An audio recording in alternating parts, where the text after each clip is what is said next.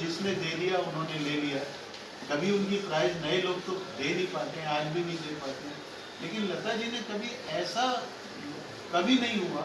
मैं कम से कम ऐसे 50 लोगों को जानता हूँ जिसमें म्यूजिक डायरेक्टर हैं, लिरिक राइटर हैं, प्रोड्यूसर हैं, कि लता जी तक पहुँचने के बाद उनका गाना लता जी ने ना गाया। जबकि जैसे कि मैं एक फिल्म में आशा जी को गाने के लिए अप्रोच करने गया, तो उन्होंने चुपके मेरे को बोला, दीदी का हो गया? तो मैंने बोला नहीं, पहले आपका होगा फिर उनका होगा। तो अभी लोग जो है ना एक दूसरे के लिए, उन दोनों में इतना प्यार भी था, उन दोनों में इतनी घनिष्ठता भी थी। बाहर तो पता नहीं लोग जो भी बोलते हैं।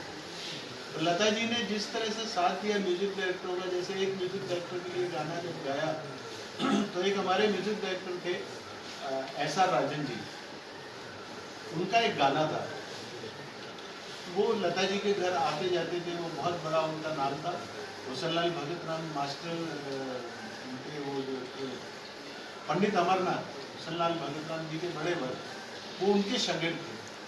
तो बॉम्बे में आने के बाद उनका अपना एक रुतबा था, वो गए उनके पास, को एक काम मिल रहा है, लेकिन मैं ये सिंगर के नाम से बहुत फेमस है हमारी लाइन में, अच्छे बहुत खुश होती थी उनसे बात करके। और उनके मन में लता जी के लिए लता जी के जाने के बाद डेफिनेटली उन्हें वो चीज़ बहुत ही खला है। और उन्होंने एक गाना, बहुत खूबसूरत गाना लिखा है, आवाज़ों के इस जंगल में बस एक तुम्हारी ही आवाज़ है। और ये आवाज़ में ही रहने से हम सन्नाटों में रोते हैं। गाने के लाइन्स हैं। मैं थोड़ा सा गुनगुनाना चाहूँगी उस गाने को। और सोचता है कहीं ये वो तो नहीं, कहीं ये वो तो नहीं, कहीं ये वो तो नहीं, जरा सी आहट होती है तो दिल सोचता है, कहीं ये वो तो नहीं, कहीं ये वो तो नहीं, कहीं ये वो तो नहीं। ज्योति जी ने बहुत ही इमोशनल कर दिया माहौल को, और सच में तो इमोशनल माहौल है ही आज। लता जी हमारे बीच नहीं है, लता जी की यादें हैं, उनका बर्थडे हम सेलिब्रेट कर रहे हैं, लेकिन खुश भी होना चाहते हैं कि आज हम इकट्ठा हो पाए हैं और बहुत एक प्यारा सा गाना उनको हम डेडिकेट कर पाए हैं आज की तारीख में। उनका बर्थडे सेलिब्रेट करेंगे केक कटिंग से, जो हमारा रिचुअल होता है। और मैं चाहूँगी कि बिल्कुल यानी कि सरस्वती पूजा के दिन हमारी सरस्वती जो है ना हमारे यहाँ से गई है, और हम ये चाहते हैं कि वो फिजिकली गई है, लेकिन आत्मिक जो है ना हमारे साथ रहे और हमारे साथ रहेंगे। आवाज़ों का एक जंगल है सारी दुनिया, सारी दुनिया में आवाज़ों का झुरमुट है। दरिया बादल हवा नदी सब बोला करते, पंछी पीपल पेड़ परिंदे सब बतियाते, आसमां से नाद उतरता प्रतिपल जग में, इंसानों को छोड़ सभी उसकी धुन गाते।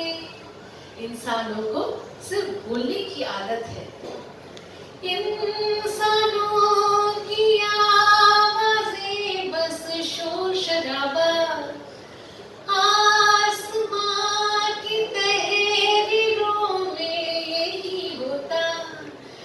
एक अगर आवाज़ तुम्हारी बस ना होती, एक अगर तुम इस दुनिया में ना आ जाती, एक अगर तुम झंडों से खनखन ना करती, एक अगर तुम बरसों बरस तलक ना गाती। सच पूछो इस दुनिया का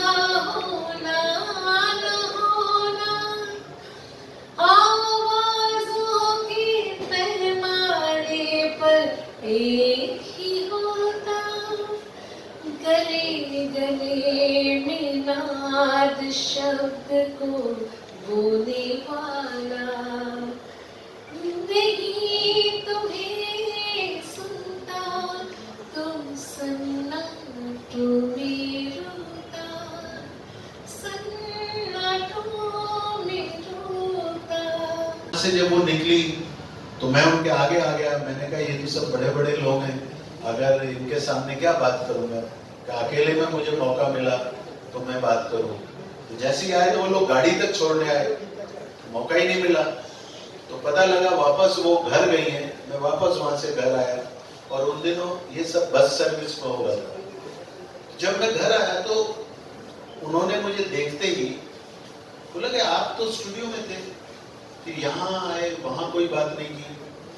बोला दीदी बात ऐसी है कि मेरी एक फिल्म शुरू हो रही है और आपको एक गाना गाना है।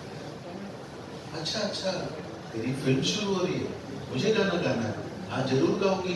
कौन म्यूजिक डायरेक्टर है? तो मैंने कहा शंकर जी। अच्छा गीत किसने लिखा है? गीत लिखा तो मैंने था। मैं डर के मारे बोल दिया हजरत जयपुरी साहब, क्योंकि हजरत साहब मेरे उस्ताद भी हैं और मेरा उनसे काफी दोस्ताना भी था। मैंने कहा उनका नाम लूंगा तो चलेगा। मैंने कहा हजरत साहब ने लिखा। अच्छा अच्छा, बहुत अच्छी बात है, कब करना है? यानी कि वो ऐसे बात कर रही है जैसे मुझे सदियों से जानती हैं और मैं कोई बहुत बड़ा आदमी हूँ, पता नहीं क्या हो जाएगा। मेरे को शर्म आ रही है कि मैं मैं नर्वस हो रहा हूँ कि क्या बात करूँ, कब गाना है, मुझे खुद नहीं मालूम कब गाना है। मैं तो ओवर स्मार्ट बन के शंकर जी को बोल के खुद अपनी कोशिश में था, क्योंकि मेरे पास पैसे नहीं थे। तो मैंने कहा दीदी मैं बताऊंगा आपको।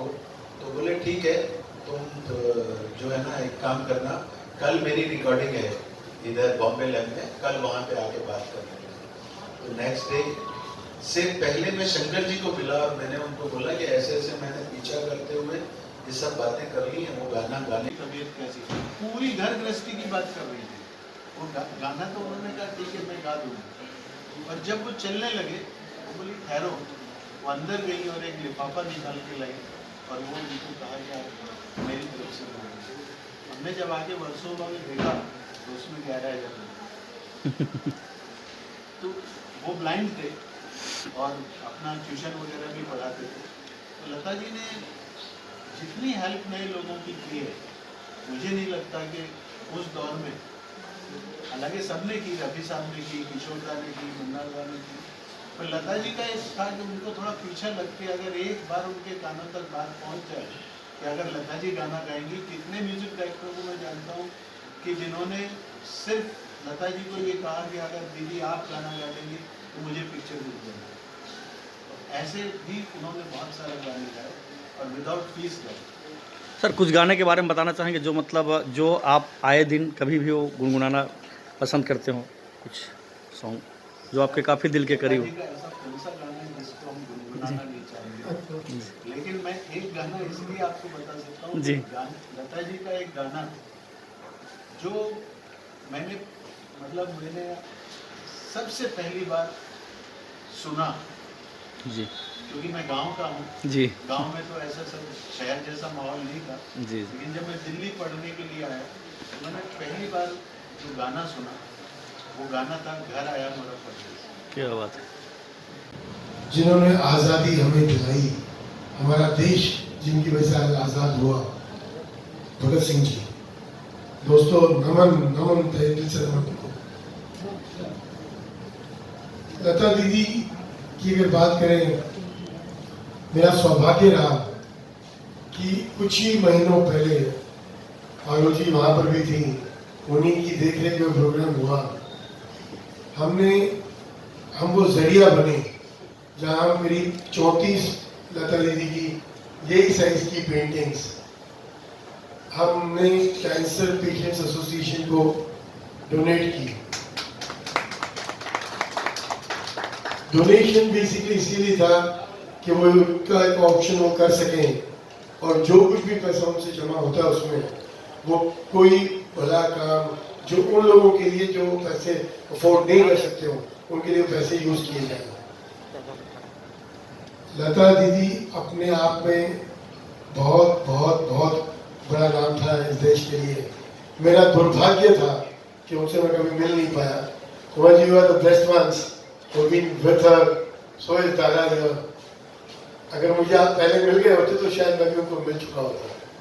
It's been unfortunate, but nevertheless, इस गैदरिंग में उनको आज इस तरीके से याद किया करना मेरा सौभाग्य है. You are always short of words to talk about legends like this. Let's spread a word with the music album जो सुमा जी ने निकाला है.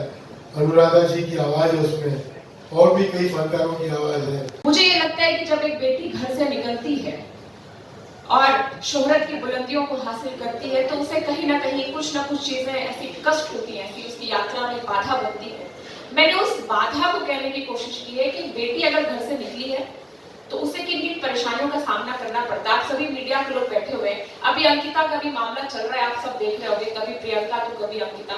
हमें लास्ट में एक कैंडल मार्च दे दिया जाता है, एक मोमबत्ती दे दी जाती है. मैं चाहती हूँ ये वीडियो आप रिकॉर्ड करिए और जहां तक हो सके इस वीडियो को फैलाइए, क्योंकि बेटी को जो कष्ट है वो मैंने कविता के माध्यम से कहने की कोशिश की है. मैंने डीडी नेशनल से, जी न्यूज से, बहुत चैनलों के माध्यम से इस कविता को पहुंचाने की कोशिश की है और मेरा मिशन है कि आप सब तक ये बात पहुंचे. मीडिया से बड़ा कोई हथियार नहीं है सब तक पहुंचने के लिए. आपका ध्यान सुने मैं क्या, बेटी क्या कहती है. माँ से शिकायत करती है, माँ आज फिर उस सुनसान गली में कोई आया था मेरे पीछे, अंधेरे की शक्ल लिए, और मैं तेज कदमों के साथ निकल आई बाहर की भीड़ तक. पलटकर देखा भी नहीं, तुम्हारी नसीहतें अब भी मुझे याद है. नुक्कड़ पर खड़े शोहदे नापते हैं गुजरने वालों की छातियां.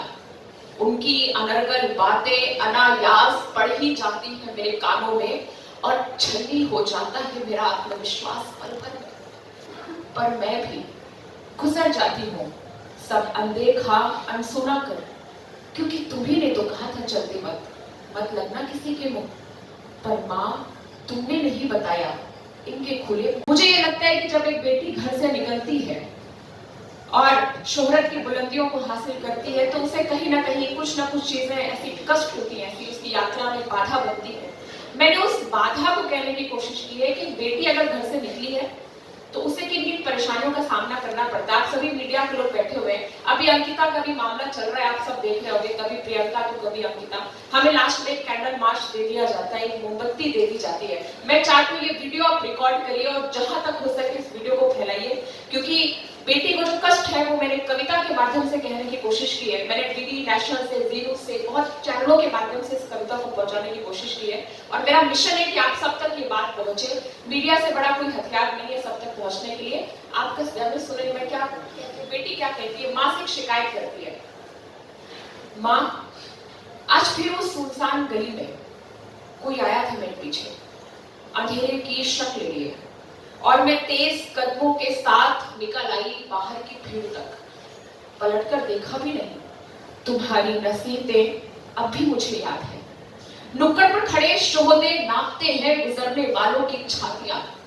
उनकी अनर्गल बातें अनायास पड़ ही जाती है मेरे कानों में और छलनी हो जाता है मेरा आत्मविश्वास पल भर में. पर मैं भी गुजर जाती हूँ सब अनदेखा अनसुना कर, क्योंकि तुम्ही ने तो कहा था चलते मत लगना किसी के मुंह. पर माँ तुमने नहीं बताया इनके खुले